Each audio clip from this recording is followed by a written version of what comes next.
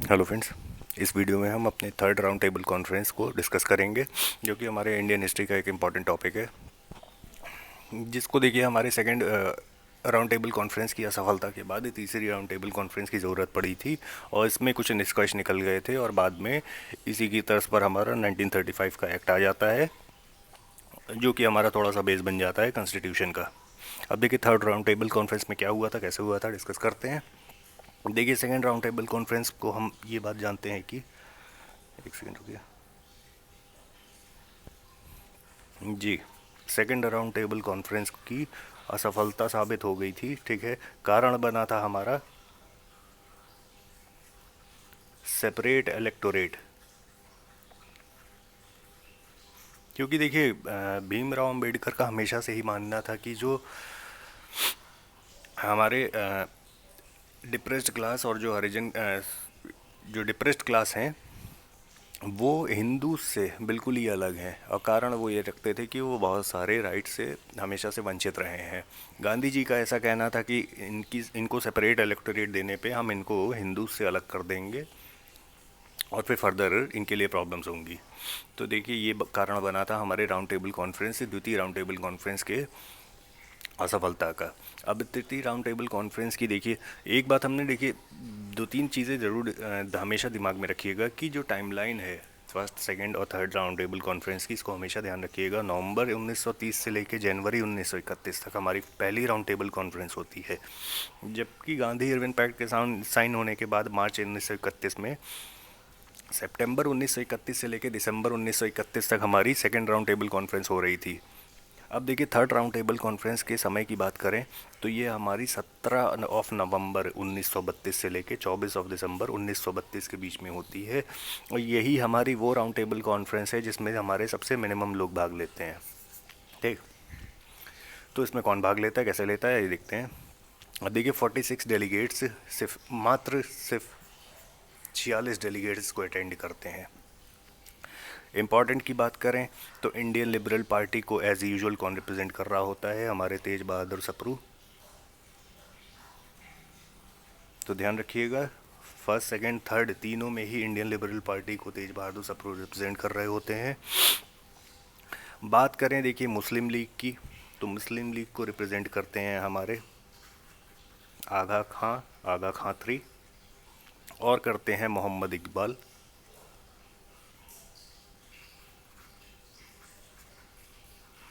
ध्यान रखिएगा मोहम्मद इकबाल नया नाम है, ठीक है, इस बार मुस्लिम लीग को रिप्रेजेंट करने के लिए थर्ड राउंड टेबल कॉन्फ्रेंस में। तो इंडियन लिबरल पार्टी को एज यूजुअल हमारे तेज बहादुर अप्रूव कर रहे हैं, ठीक है। मुस्लिम लीग को आगा खां और मोहम्मद इकबाल रिप्रेजेंट करते हैं तीसरे राउंड टेबल कॉन्फ्रेंस में। तीसरे राउंड टेबल कॉन्फ्रेंस की इंपॉर्टेंट बात यह है, एक सेकेंड रुकिए। देखिए तीसरे राउंड टेबल कॉन्फ्रेंस की इंपॉर्टेंट बात यह है कि इसमें भी देखिए सिर्फ सेकंड वाली राउंड टेबल कॉन्फ्रेंस ऐसी होती है जिसमें इंडियन नेशनल कांग्रेस हमारी पार्टिसिपेट करती है। तो ये बात कई बार पूछी जाती है। थर्ड राउंड टेबल कॉन्फ्रेंस भी एज यूजुअल पहले की तरह होती है जिसमें आईएनसी हमारी पार्टिसिपेट नहीं करती। एक पॉइंट और ध्यान रखिएगा, ये कभी कभी अलग से पूछ लिया जाता है कि जो अली जिन्ना थे, मोहम्मद जिन्ना, क्या इनकी participation third round table conference में होती है, तो आंसर होगा बिल्कुल नहीं। थर्ड राउंड टेबल कॉन्फ्रेंस में जिन्ना साहब पार्टिसिपेट नहीं करते हैं। बाकी देखिए डिप्रेस्ड क्लास को एज यूजुअल कौन रिप्रेजेंट करता है,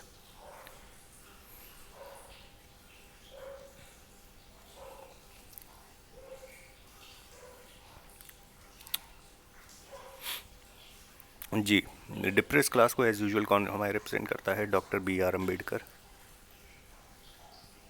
और इस बार इंडियन वुमेन की रिप्रेजेंटेशन किसके द्वारा होती है, ये होती है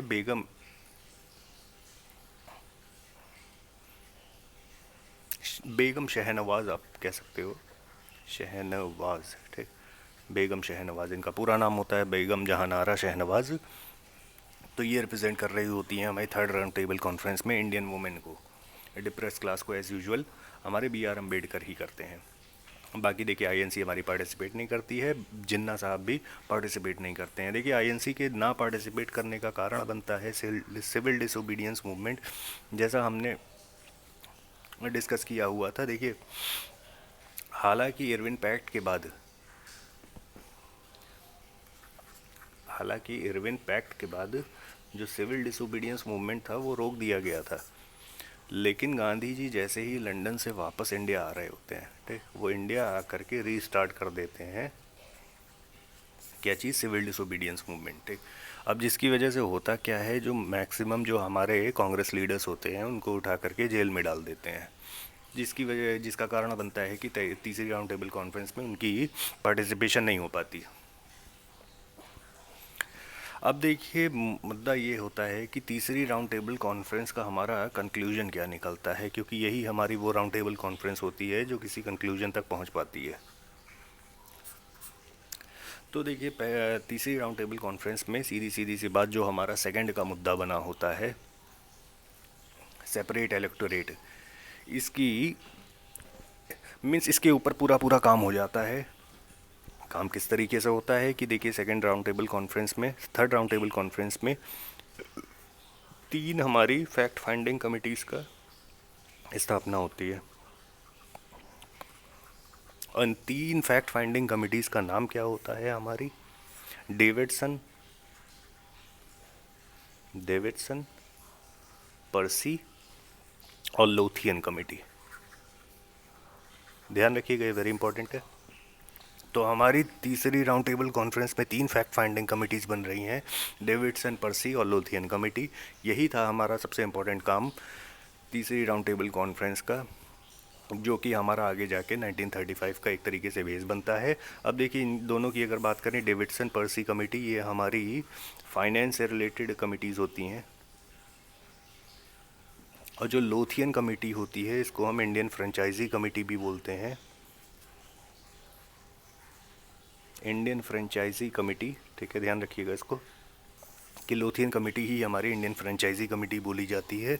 अब इंडियन फ्रेंचाइजी कमेटी का काम क्या था, देखिए यही हमारी बेस बनती है कम्युनल अवार्ड का, कम्युनल अवार्ड जो कि 1932 में दिया जाता है, ठीक है, 1932 में स्थापित होता है, जिसका बेस बनता है जिसमें हमारे हर तरह के सेपरेट इलेक्टोरेट्स दे दिए जाते हैं, ठीक, हर तरह के डिप्रेस क्लास, वुमेन और हर तरीके की बात हो जाती है और उनको दिया जाता है। तो ये देखिए हमारी सारी इंपॉर्टेंट बात थी थर्ड राउंड टेबल कॉन्फ्रेंस से रिलेटेड। धन्यवाद।